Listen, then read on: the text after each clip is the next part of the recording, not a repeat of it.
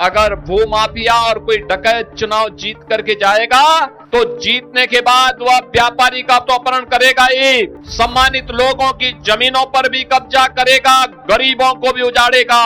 मुख्यमंत्री योगी आदित्यनाथ का यह बयान भ्रष्टाचारियों के रोंगटे खड़े कर देंगे।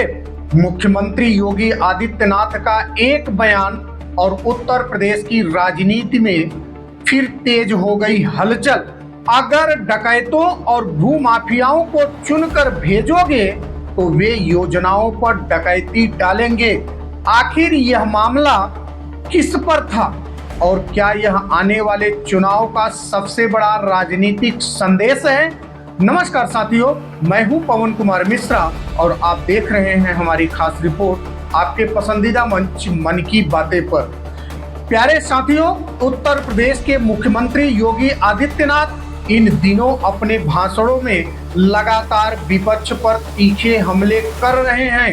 पिछले दिनों चित्रकूट में आयोजित एक कार्यक्रम के दौरान उन्होंने कहा कि अगर अच्छे जनप्रतिनिधियों को चुनेंगे तो विकास होगा, लेकिन भूमाफिया और डकैत चुनकर भेजेंगे तो वे शासन में बैठकर योजनाओं पर डकैती डालेंगे।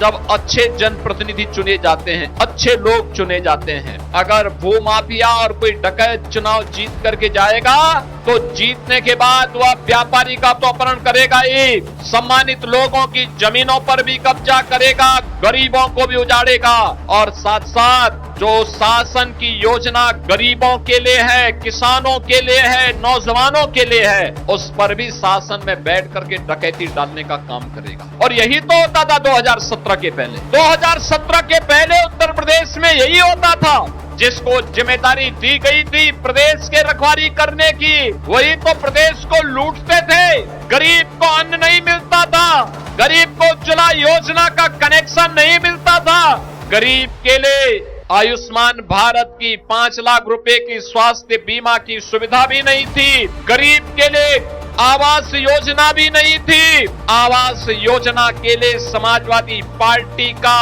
होना जरूरी माना गया था। बहनों और भाइयों, मोदी जी ने नारा दिया सबका साथ और सबके विकास का।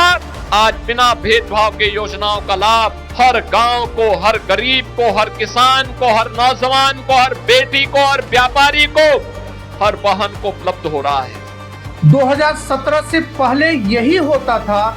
जिन पर प्रदेश संभालने की जिम्मेदारी थी वही प्रदेश को लूटते थे। यह बयान ऐसे क्षेत्र से आया है जो कभी बुंदेलखंड के डकैतों के लिए देश भर में जाना जाता था।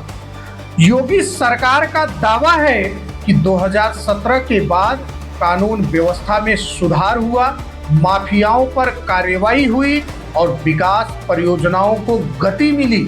वहीं विपक्ष इन दावों से सहमत नहीं है। सरकार पर रोजगार, महंगाई और अन्य जनहित के मुद्दों पर सवाल उठाता रहा है। राजनीतिक विश्लेषकों का मानना है कि मुख्यमंत्री का यह बयान सिर्फ अतीत की चर्चा नहीं बल्कि आने वाले चुनाव का राजनीतिक संदेश भी है।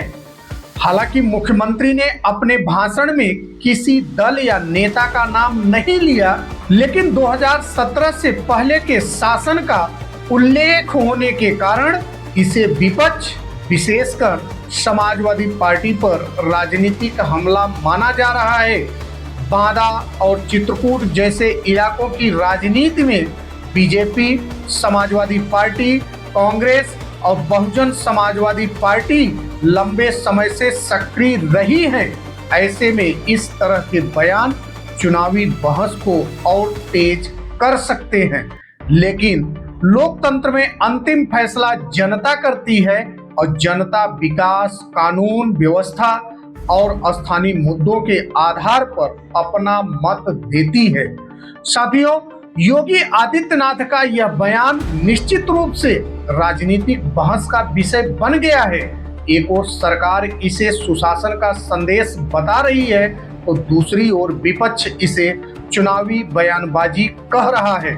लेकिन अब सवाल आप लोगों से, क्या नेताओं को चुनाव में विकास और काम के आधार पर वोट मिलना चाहिए या पुराने राजनीतिक रिकॉर्ड भी उतने ही महत्वपूर्ण हैं?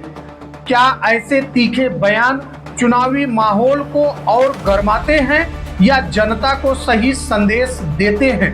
आपकी क्या राय है?